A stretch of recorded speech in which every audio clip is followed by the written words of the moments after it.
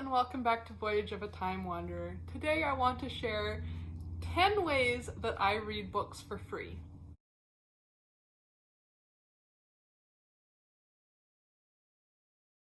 There is no way that I would be able to read even half of the books that I read in a year if I had to pay for each and every book that I read. I don't have the budget or the space for that, considering that I read between 100 and 120 books in a year. So in case you are also a budget-conscious reader, I wanted to share 10 of the ways that I read books for free. Some of these will probably be pretty obvious, but I'm hoping there will be a few lesser known tips and tricks mixed in here and places that you might have success in finding and searching out free books for yourself. So number one is probably the most obvious, and that is, of course, my local library. I absolutely love my local library, and I have loved my library ever since I was a little kid. We grew up making weekly library trips and always had our library cards and holds totally maxed out on all of our family library cards, and I continue that tradition today. I rely on my public library heavily for the physical books that I read, and I just love being able to go to my library, browse the stacks as if I'm browsing a bookstore, and get a whole bag of free books to take home. I love looking at the new release shelves. I love putting books on hold. I love that I can request my library to buy books that I'm interested in, and sometimes they will listen to me and add that book into the collection, and it's another book that I didn't have to buy for myself. If you are someone who reads who doesn't have a library card yet, or doesn't make good use of your local library, you are seriously missing out on the best resource for free books. The second way that I get free books is also tied to my local library, and that is the Libby App on my phone. I love Libby for ebooks and audiobooks. This is an account that gets tied into your local library and allows you to borrow ebooks and audiobooks without having to physically go into the library. One of the things that I think people don't necessarily know is that you can have multiple library cards tied into your one Libby account.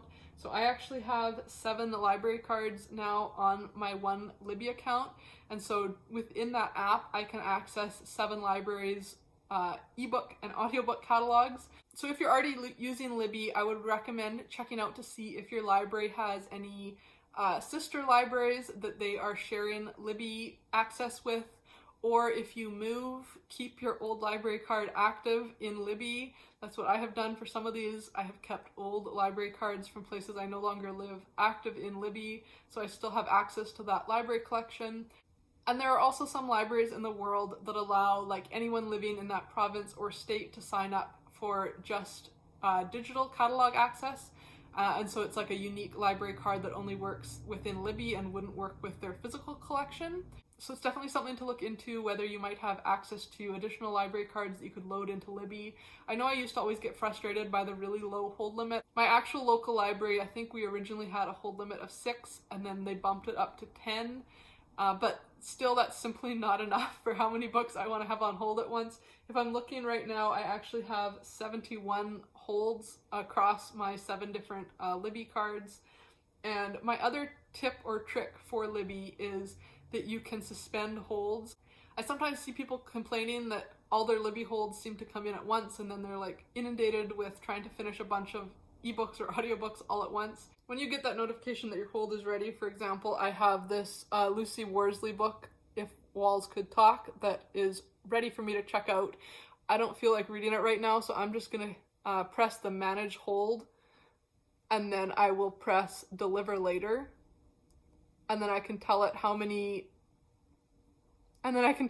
long I want it to delay the hold for, all the way from 7 days to 180 days. So if I know that I'm not going to be reading it in the next month, I can just tell it to suspend the hold for a month, and now I will be still at the front of the list, and it'll bring it back to me in a month. Or if I, in 2 weeks decided, no, actually I am ready to read that, I could go in and cancel the suspension, and I would automatically get that book as soon as the next person returned it.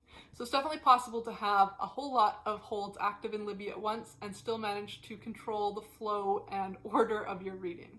And then the other way that I get free books is also tied into my local library. This is the third and final library related tip. And that is, I think, a very underutilized way of accessing books, and that is the interlibrary loan. Many libraries will allow you to get library books from other library systems at no cost. So for myself, I live in British Columbia, Canada, and my local library is just one library. I don't live in a big enough city that we have multiple libraries in our system.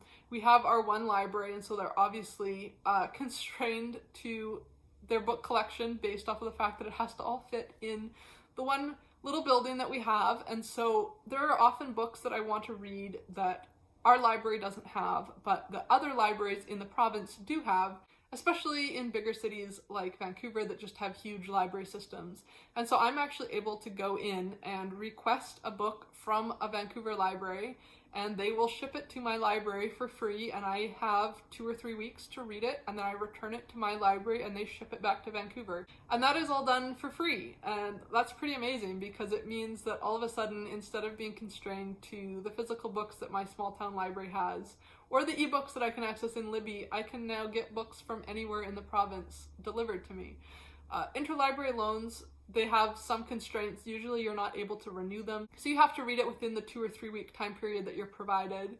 And sometimes there can be a bit of a delay in getting the book to you. Often it seems like interlibrary loans are only shipped out like every 2 weeks or once a month from a library.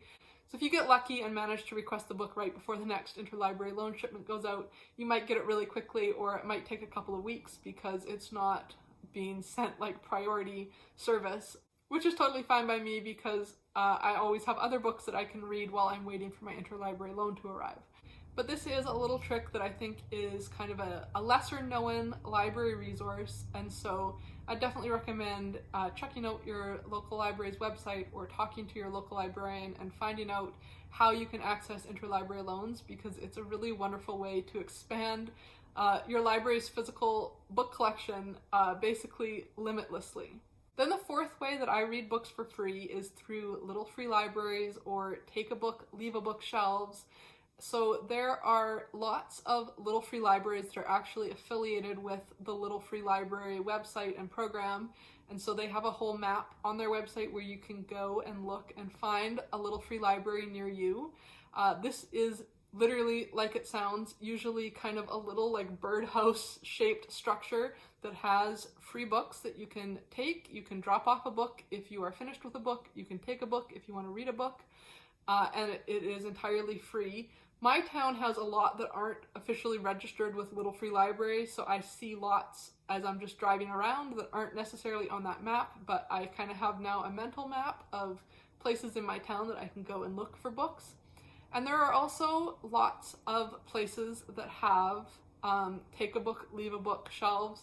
Often in like hotels, Airbnbs, you'll see a take a book, leave a book shelf. My work actually has a bookshelf in the staff room where people can swap books. So I recently picked up Sarah Polley's memoir, Run Towards the Danger. Sarah Polley is a famous Canadian actress and film director. I know her because she played Sarah in the Road to Avonlea TV series, and so this is a memoir that I've been wanting to read for a long time. Our library probably has it because she is a famous Canadian, but when I saw it in like pristine condition on my work bookshelf, I picked it up, and now I have this book to read for free, and then I can drop it back off at another little free library when I'm done with it.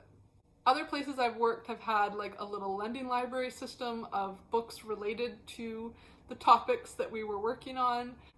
Some of my family members' apartment buildings have like little take a book, leave a book shelves in their like mail rooms. So definitely look around in your community for places where people are swapping books for free. Then switching gears into some of the online resources, the fifth place that I get free books from is Project Gutenberg. This is, I think, quite a well-known website for free books, and it has a huge collection of books that are available for free online, and their collection is books that are in the public domain. So right now that's books that are published kind of before the mid-1920s. Unfortunately, it does go off of US copyright, and so for some of us, like in Canada and Australia, we have slightly different copyright that is a little bit less stringent, so we would actually have access to a wider selection of books. So there are some kind of spin-off Gutenberg websites that are specific for Canada and Australia, I know, that have slightly newer books into, I think, the 1940s. But if you are someone who enjoys reading classics or older literature, this is definitely an incredible website for free books. You can read the books online on the website for free, or you can also download the books for free as Kindle books or EPUBs, depending on what kind of e-reader you might have, or as a PDF if you just want to send it to another device or read it on your phone or something. So there's a lot of different ways you can access the free books on this website. And they have so many classics that are no longer in print or wouldn't be otherwise accessible that are available for us to read for free on Project Gutenberg. Number 6 is Librivox, and I call this kind of the Project Gutenberg for audiobooks because it has a big collection of freely accessible audiobooks that are read by volunteers. So there is kind of mixed quality. Some of the narrators are really good, some of them are not so good, but it's definitely worth seeing if the book you're interested in reading has an audiobook adaptation on Librivox, and eventually you'll find some of your favorite narrators that you know you can trust. For example, I love Mill Nicholson for Dickens books, so I always hunt out her narrations of Dickens books when I'm getting an audiobook from Librivox. Lots of Librivox recordings have ended up on YouTube. They also have their own app now where you can listen to the books in the app if you don't want to be kind of tied to a computer and accessing it on a website. And you can also download the files from the app onto your phone for offline listening if you don't want to be constantly connected to Wi-Fi. Like Project Gutenberg, this is all public domain books, so if you are someone who loves listening to classics on audiobook, Librivox is the place that you should be going to find free audiobooks. Number 7 is a website that I only started using myself more recently, and that is the Open Library hosted by the Internet Archive, and they have the ambitious goal of getting a copy of every book ever published as part of their digital catalog. Right now I think they have around 2 million books, which is already a sizable collection. Obviously not close to every book ever published, but definitely has a lot of the books that I'm looking for. What makes Open Library really unique is that the books don't have to be public domain yet because they do operate as a library, meaning that they only borrow out a limited number of copies of a book at a time. So they have more recent publications. I found books that were published all the way up into kind of the mid-2010s available on Open Library. And they have kind of two models of lending. Some of the books you can actually borrow for like 7 to 14 days and download an EPUB copy of for reading on an e-reader if you wanted to. And then some of them have a more restricted loan period that's like a 1 hour borrowing time period, and then you can renew it kind of indefinitely as you're actively reading. And so this allows you to only have the book borrowed while you're actually reading it, and then maybe when you're asleep, someone else can be borrowing it for their 1 hour segments. I've never had a situation where I have had someone else waiting for the book that I've been borrowing. So I'm able to, if I'm continuing to read something over the course of the day, just renew that 1 hour loan limit kind of indefinitely until I've either finished with the book or I'm done reading for the day. And this website is how I have been reading through the misread collection, because those books are still under copyright, but my library doesn't have any copies. So without Open Library, I would be stuck having to buy every book for the Misread Fairacre read-along that I'm co-hosting. But thanks to Open Library, I've been able to read every book in that series for free. Then my 8th suggestion for how to get free books is another website, and that is Netgalley. And what makes Netgalley unique is that it is providing access to e-ARCs, so electronic advanced reader copies of books that are about to be published. So this is a way to get your hands on free books that will be coming out in that year. So these are brand new releases that you are getting your hands on for free in exchange for providing a review when you finish reading. There are a couple different categories of types of people that Netgalley will give books to. That includes librarians, educators, professional reviewers, and then they also have a category for kind of influencer reviewers that are people that might be posting their reviews to BookTube or Bookstagram or on Goodreads. I have some friends who only have Goodreads accounts and don't make content on BookTube, and they are still able to get books off of Netgalley and provide their reviews on Goodreads. So if you are maybe someone who doesn't like classics so much and isn't as excited by websites like Project Gutenberg, it might be well worth your time to go through the registration process for Netgalley and be able to apply for advanced reader copies of these new releases. The caveat is that some publishers are fairly specific about the types of people they're wanting to give their books to for free. So especially when you're just starting out in Netgalley, you will often get rejected for books that you request because you don't have a high enough review percentage yet, or you don't have a large enough audience. And so that is just part of the process with Netgalley. It's not something to be discouraged about. And there are also lots of books and audiobooks that are available as Read Now, where you don't have to apply for them. Anyone with a Netgalley account can get access to them immediately. I've just started being more active with Netgalley earlier this year, and it's been really fun having free access to these books as they're being published and while they're kind of still buzzy, without having to wait forever on a hold list for a popular book at my library. Then the ninth way that I get free books is by selling books to my secondhand bookstore. So my secondhand bookstore has a credit system where you can take in books that you don't want anymore and sell it for book credit that you can then use to get free books from the same secondhand bookstore.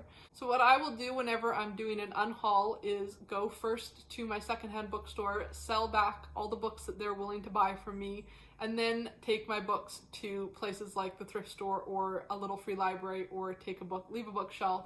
But my first stop is always my secondhand bookstore because I'm able to get that magic book credit, and that book credit stays on my account there indefinitely. So anytime I am going in to browse at that secondhand bookstore, if I find a book that I want to buy, I usually have like $5 or $10 of free book credit sitting on my account that I can use towards getting a book for free on that shopping trip, which is really, really amazing. And it both helps keep my bookshelves behind me curated and constrained. I only have the bookshelves you can see, so that's the space that I have to work with for my book collection. So I'm constantly shuffling out books that I have read and don't really want to keep as part of my permanent collection, and I am taking it to sell to the secondhand bookstore to get book credit.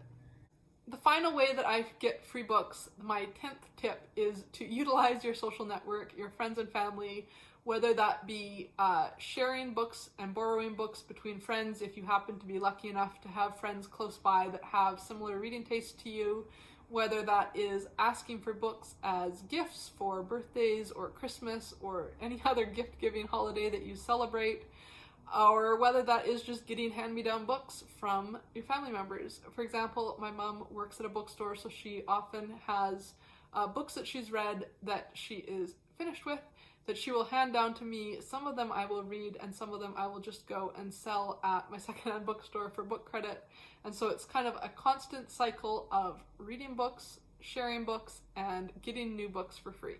So those are my 10 tricks for finding free books to read, from classics to new releases, physical books to ebooks to audiobooks. I hope you got at least one tip or trick from this video that you didn't know about and will help you find free books. And if you have any other resources that you use all the time to get access to free books, please let me know, because I am always trying to find more ways to read for free. So thank you for watching, and until next time, enjoy wandering through the pages of a good book. Bye.